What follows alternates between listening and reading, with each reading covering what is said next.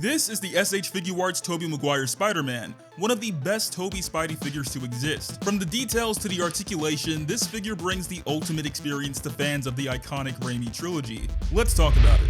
Since I got back into collecting action figures, I've dreamed of owning my very own Tobey Maguire Spider-Man figure, and now that dream has finally come true. It's been many years since Tobey has been transformed into a figure, but due to the incredible success of Spider-Man No Way Home, the GOAT has returned, and he's looking better than ever. If it wasn't already obvious, I'm something of a Spidey fan myself. I owe that to my mom introducing me to the first movie. Ever since little Kirk watched it, I've been obsessed with the character, especially Tobey's portrayal. When I saw rumors of my childhood Spidey potentially suiting up again, I lost my mind, and the same thing happened when watching No Way Home on opening night. I wish I could tell you, but it's like I don't do it. I don't do breathing. Like breathing just happens. Whoa. I never thought this moment would arrive, especially since we never got the fourth film Sony had planned. Now, as much as I love the Raimi movies, I don't believe I owned any of the Toy Biz figures that were released, but I did have other stuff from it like backpacks, a mask, silly string web shooters, and all that jazz. Fast forward to 2023 when I owned one of the best Raimi Spider-Man figures ever. Was it worth the 21-year-old wait?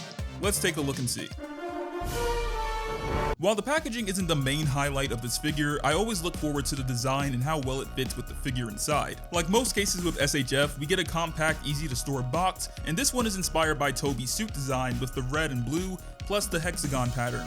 On the front are logos for Tamashii Nations, Bandai, and their quality seal for the product. Stands out the most though is Spidey swinging into action and the title below calling him the friendly neighborhood Spider-Man. Looking at the sides of the box, there are poses of the figure, and the back has a few more to show off. Overall, I think the theming is neat and one I'll hold on to for sure, but enough about the box, let's get to the figure.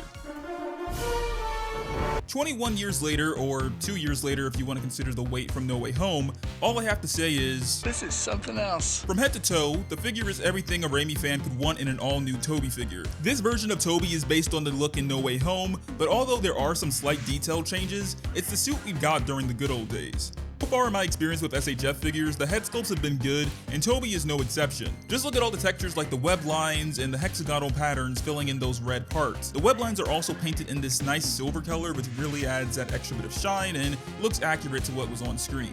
His eyes are also accurate to what we saw in the movies. There's sharp angles, bold black outlines for the eyes, and a pearlescent paint on the lenses. The web lines go down the neck and continue onto the other red parts of the suit. All of the textures appear flawless, and the spider emblems on the front and back of the figure were crafted well. It would have been great if the elbow piece was two colors like red on the top and blue on the bottom, which would have made the design complete.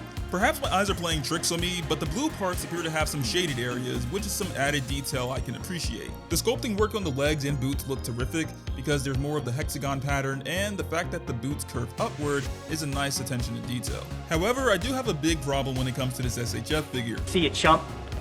The figure has these weird looking butt flaps that you constantly have to reposition, and they're just annoying. Apparently, this is something they do with a lot of their Spider-Man figures, especially those based on live action, and I don't feel this piece is needed at all. Just feels like way too much to be bothered with at the end of the day. Overall, Bandai has produced an excellent Tobey figure for Raimi fans to enjoy, but let's see how the accessories hold up. Oh, accessories. They can take your figure experience to the next level or run it straight to the grave like Uncle Ben. Luckily for this figure, the accessories are the icing on the cake. S.H.Figuarts Tobey comes with 2 unmasked heads, 5 additional pairs of hands, a mask, and web effects for attacking and swinging. At the moment, there are no other figure companies with a 1/12 scale Tobey and unmasked head all in one package. I love the neutral head a lot, and man, Bandai has the likeness on point compared to Tobey in real life. The secondary unmasked head likeness is questionable. He has messed up hair looking like he's removed his mask, and a somewhat creepy smile. One moment I can tell it's Tobey, but then in other scenarios, the head looks bad. Tobey has a nice set of hands for swapping around and using additional accessories. Out of the box, Tobey is wearing a pair of punching hands, the one thing missing from Miles and Gwen's figures. In addition to the punching hands, there are relaxed hands which let you hold this lovely sculpted mask, flipping hands, wall crawling hands, gripping hands, and pointing hands, which will come in handy for your figure to get down or do the pointing thing, which everyone will get a kick out of. As for the web effects, we get the same web shooting ones we saw with Miles and Gwen's figures, but I love the web swinging effect because it looks like something you would see when he does his swinging pose in the movie. I think the accessories included are a great addition to your Tobey figure, and if you get some custom items, whether it be props or maybe custom webs, it'll definitely enhance the experience. If I'm gonna buy the best Tobey Spidey figure, this bad boy needs some good articulation to seal the deal. I tested out the articulation on my figure and the results were quite satisfying. We have a rotation and tilt in the head joint. The tilt going side to side and down is good, but a bit limited looking up at the sky. It's the same deal when it comes to the unmasked configuration too. It comes with butterfly joints for the shoulders, plus they can raise and rotate. For the rest of the arm, there's a bicep swivel, double jointed arms, and swivel and tilt in his wrist. As you can see, there's some smooth movement in the diaphragm cut, and you can tilt it a little bit further at the hip to get the most range. My one gripe with the hip though is that there's hardly any rotation. Having more wiggle room would be great, especially when posing it. Once again, we have those pesky butt plates which can be repositioned as you pose the legs. You can also kick the legs out at the sides to do splits and kick them forward this high. They can also kick back this far, which I think looks hilarious. Finishing up the leg articulation, there's a swivel in the thighs, double jointed knees, ankle rotation with rockers, and toe pivot. I know the left leg on some people's Tobeys was loose out of the box, but that wasn't the case with mine. QC issues like this are annoying as a collector, but I'm glad that this doesn't seem to be the case with all of the Tobey releases. Hopefully, Bandai will get a hold of this problem, especially since they have other figures releasing in the future, including this Green Goblin from No Way Home. With the number of articulation points on this figure, there's no doubt that Figuarts Tobey can handle what you throw its way. I tried whipping up a few poses with this figure and had a lot of fun with it. This figure is able to pose in a lot of ways you would see in the Raimi movies or just for Spider-Man in general, so I think you're going to enjoy this a lot, and I think it's going to be quite difficult for other companies to beat or even match the articulation when it comes to this figure.